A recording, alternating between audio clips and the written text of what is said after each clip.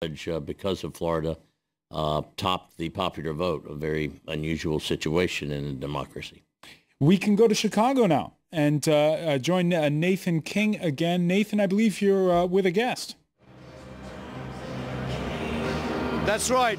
We are here in Chicago. The party is starting. You can hear the music behind me. When Wisconsin went to the Democrats, I can tell you, they really thought this is the beginning of our night. But Florida's still up in the air, and Florida is a must-win for Mitt Romney. And I have a precinct captain from Tallahassee, Florida here, Jim Bailey. Jim is visiting because of election night. Jim, what's going on in Florida right now? It looks much stronger for Obama than we thought it would be. What's going on there? Obama had a big lead in early voting and cut the lead down quite a bit in absentee ballots.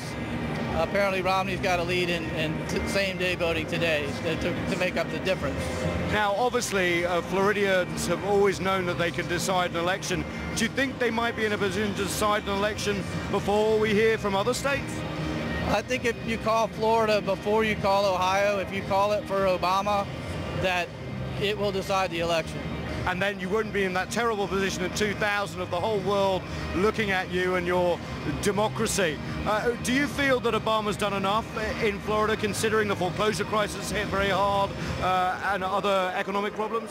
I think he's done quite a bit in Florida. I think what's hurting Romney is the Medicare part of the Ryan budget. Scaring seniors. Scaring seniors, yes. Yeah. Well, that's very interesting. I'm going to leave Jim Howe and just leave you with this thought that if Florida goes for Barack Obama, he will basically be able to win the White House without even thinking about Ohio. Now, it's too close to call at the moment, but we didn't think we were going to be in that scenario tonight.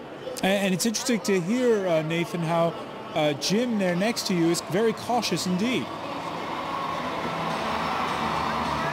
Yeah, he's cautious because he knows, and not if you agree with me, that Florida can turn very quickly because there's a lot of precincts that come in late around Miami-Dade in the south, and also those rural areas up in the Panhandle near Georgia also can come in late, correct? Correct, yes.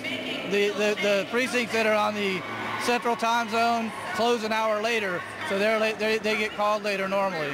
Yeah, so we don't want to predict too early, but what we do know is that it looks a lot stronger than the Obama campaign thought just 2 weeks ago. They had essentially pulled out of campaigning heavily in Florida to focus on all-important Ohio.